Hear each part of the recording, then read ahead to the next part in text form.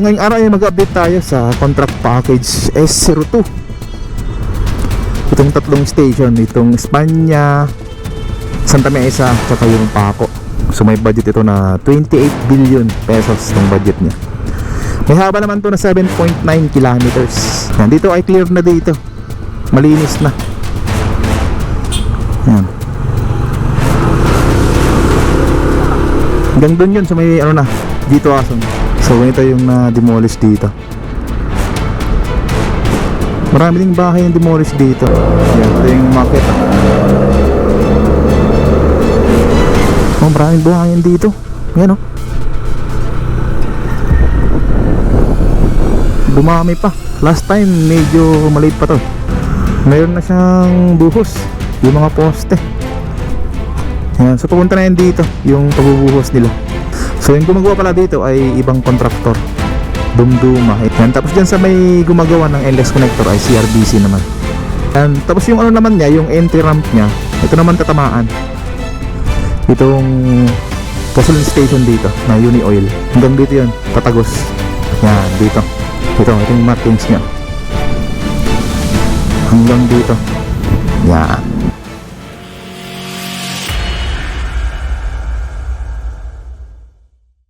Good morning guys, ito tayo ngayon sa may Espanya Boulevard. Ito yung katabi natin, yung Espanya PNR station. Yan, ganito na siya ngayon. And then yung station naman ng NSCR sa kabila, dyan sa may tapat natin. Yan, dyan banda ilalagay yung station ng NSCR Espanya. Yan, abandonado na siya kasi ongoing yung ginagawa nilang paglalagay ng mga viaduct. Yung ginagawa nila ay clearing muna dito sa baba. Tinatanggal yung mga rail track ties, yan, yung mga bakal, yung riles, saka yung mga puno na obstruction sa gagawin nilang project na NSCR. Dito rin, ito yung mga poste na yan, ito yung mga poste.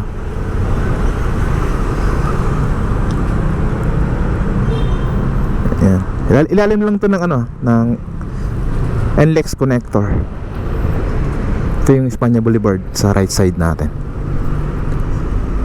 Alright, so ngayong araw ay mag-update tayo sa contract package S02. Itong tatlong station, itong Espanya, Santa Mesa, tsaka yung Paco. So may budget ito na 28 billion pesos itong budget niya. May haba naman to na 7.9 kilometers. Itong contract package S02. So proceed tayo. So mula dito hanggang dun sa may Santa Mesa, update tayo. Let's go. Yan, ito yung entrance dito sa PNR Espanya. So as you can see, maliwalas na dito. Hindi gaya dati na maraming puno. Pero may permit yan pag pagputol nila ng mga puno dito. Galing DNR sigurado. Yan, may crane dyan Tignan natin. Ito, may crane na malaki kasi nandyan yung mga river cage. So binubuhat niya kasi dun sa unahan pa, paglagpas ng Pajardo ay may mga crane din dun.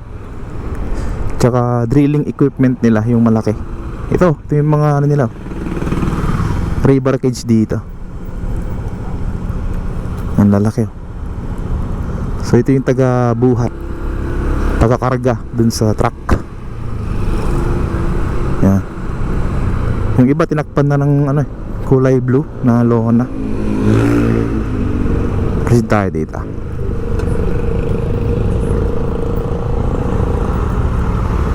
Ganda ADB 750. Ang tatay ni ADB 160, itong motor natin, tatay niya yun. Ito naman yung parte ng paglagpas mo ng Pajardo. Yan, as you can see meron silang mga hukay dito. Hinukayin nila. Hindi ko kasi naabangan to kung saan banda yung pilot test nila. Ayan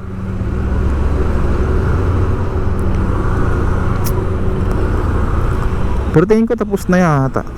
Yan kasi halos tayo walang update tayo ng 3 linggo. So malamang tapos na yata. Ito, may ginagawa sila dito. Inaalay niya ata yung ano,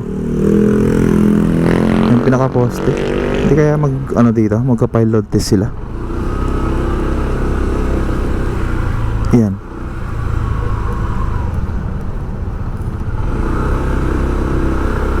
May mga parte siyang may mga na. May mga pile cap na nakabaon. Tsaka nabuhusan na. Yan, dito banda sa area natin. Nakita ko sa drone kanina. Meron dito. Yan, sa tapat ng tapat ng siyang toll gate ng NLEX connector. Meron dito. Ayan o. Yan.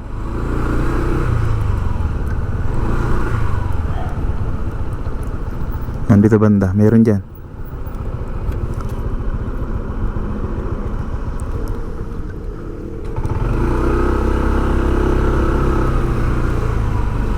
Kasi nandyan yung gamit sa pang pilot test. Itong mahaba na yan. Yan yung gamit nila. Hindi nilagay sa taas. Yan, dito ay clear na dito. Malinis na. Yan. Hanggang doon yun sa may G2 Ason. Yan malinis na malinis.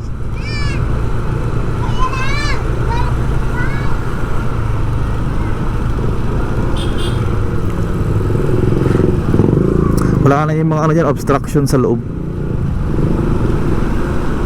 Oh, flat na dito. Wala na yung mga nakatambak dyan ng mga lupa tsaka mga semento. Ayos.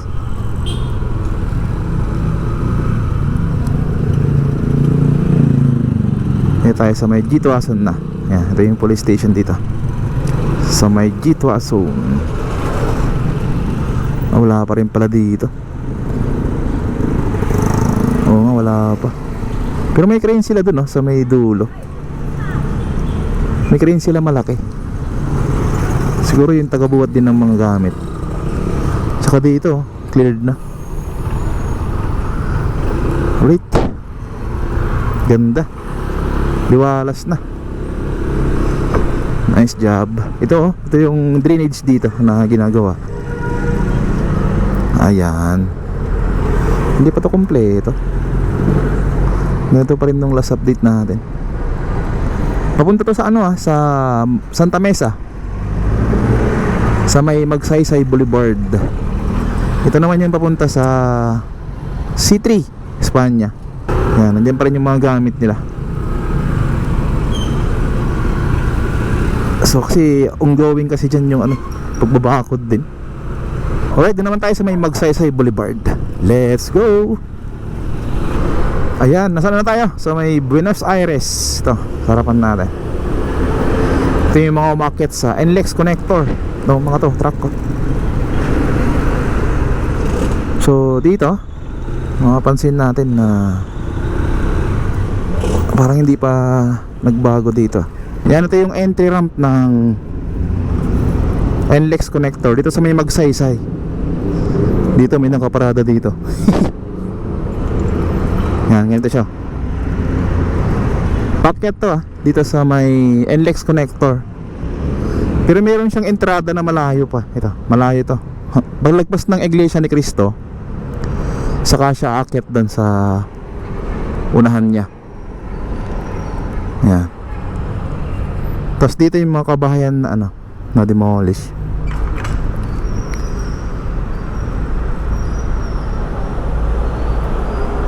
Yan siya. May mga pamilya dito. Naka-squat. Yan, ito siya. Ito yung Magsaysay Boulevard. Yung ilalim niya, malamig na. So, ganito yung na-demolish dito. Marami ding bahay na demolish dito. Pero yung diyan sa may gilid ng ng Magsaysay, meron yan gagawin na na demolition din. Pero 10 meters mula Magsaysay hanggang dito sa may gitna niya, 10 meters. Yan, ito yung market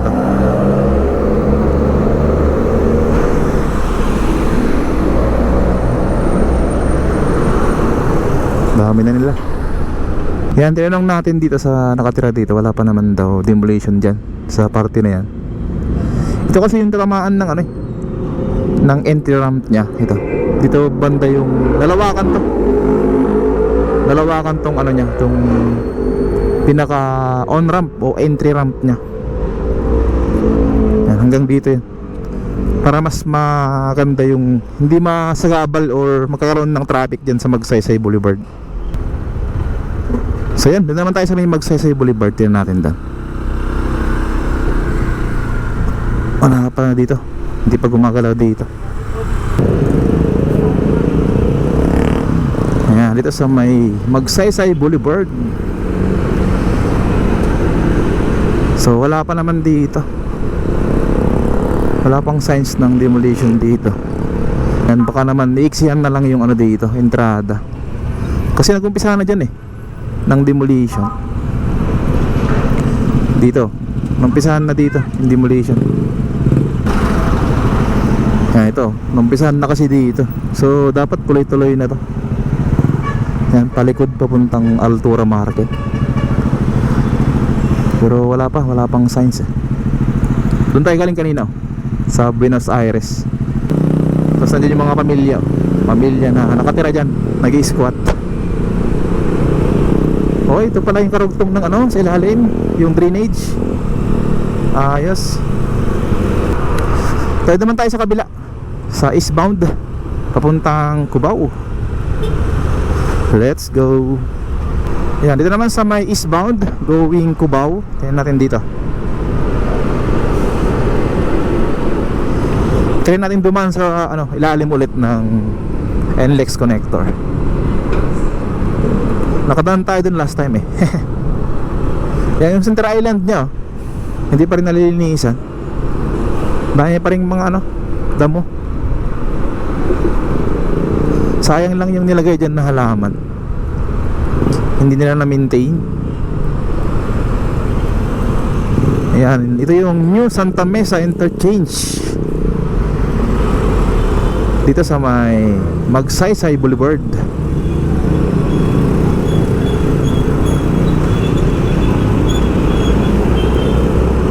Ito yung parte ng right of way ng NSCR.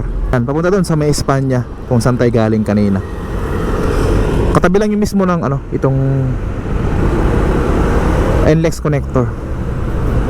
Dito tayo sa ilalim, daan tayo. Ayan siya. Tanggal na rin yung mga ano dito, yung mga rail track ties. Ito, nakasalansan dyan, nakakamada. Pati yung relays, tanggal na rin oh.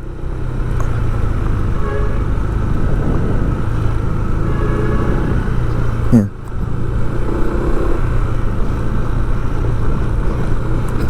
May mga buhangin dito. Mga lupa, pinagkukayan. Oh.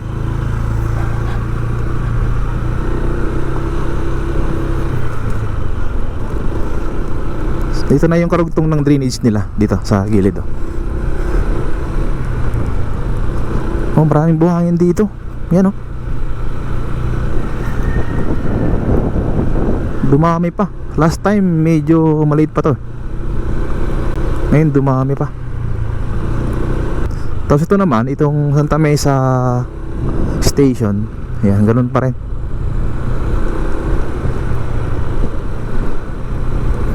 Ito yung mga bahay dito nung nahuli sa may left side natin. Ito yung mga huling dinimolish dito. Ayan o, wala na. Pupunta na yun dun. Susunod na dun sa unahan. Yan yung mga susunod na mga demolish. Tatamaan ng ano kasi yan, right of way. Ayan siya. Ito na yung papuntang ano, Zamora Bridge, sa may Paco Santa Mesa Road. Ayan siya. Tingnan natin dyan sa may unahan. Ito naman yung right of way ng NSCR.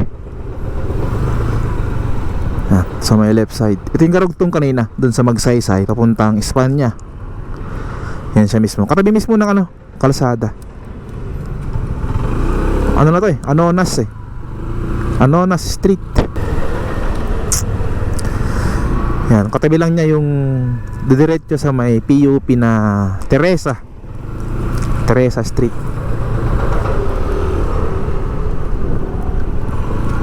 Ayan, may hukay dyan na malaki ah. Ano kaya? Ayan o. Drainage kaya yan?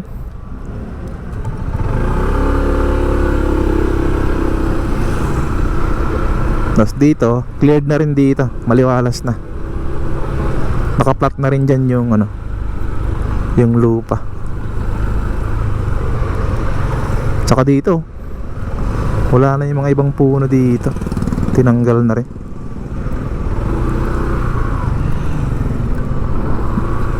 Dito yun sa ano, sa may underpass papuntang ano, dito sa may Paco Santa Mesa Road. May mga tubig pa rin. Dami oh. Dapat tanggalin nila yan. Daming lamok yan sigurado. Matagal lang na-stuck yan eh, yung tubig dyan. Matagal lang na-stuck yan. Sana tinatanggal nila. Ito yung ginagawa nila dito. Babaguhin din tong ano, tong kalsada. I-rehab din. Ayos, okay yan. Kasi dito sira-sira na dito. Alright, so puntahan naman natin yung sa may ginagawa dyan na demolition din sa may Paco Santa Mesa Road. Yung gagawin nilang ano dyan, interchange, yung entry tsaka exit. Alright, let's go. Yan dito sa may Uni Oil. Tingnan natin dyan yung ginagawang ano, demolition sa may right of way.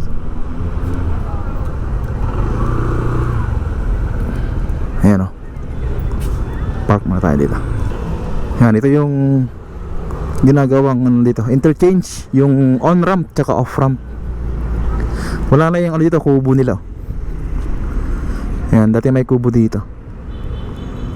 Ito yung mga ano nila, concrete barrier. Nakasalansan na lang.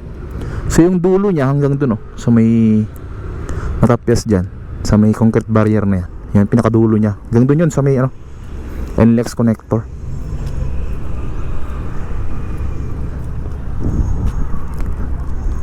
Yan, kung makikita nyo, cleared na dito.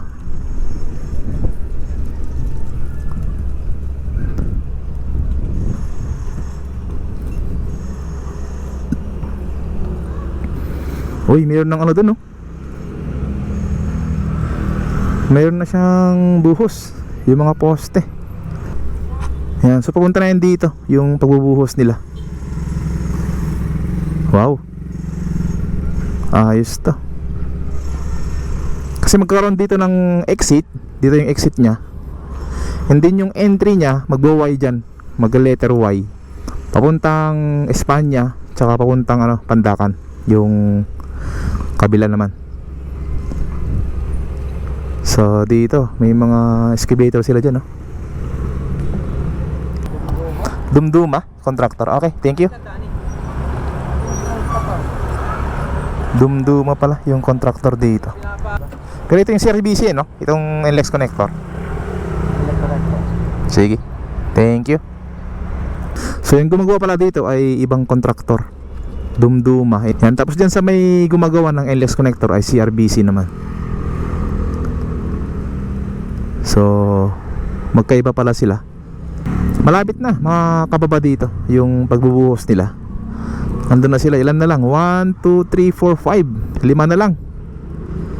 Tapos dito na yan, bababa. And tapos yung ano naman niya, yung entry ramp niya, ito naman tatamaan itong gasoline station dito na Uni Oil.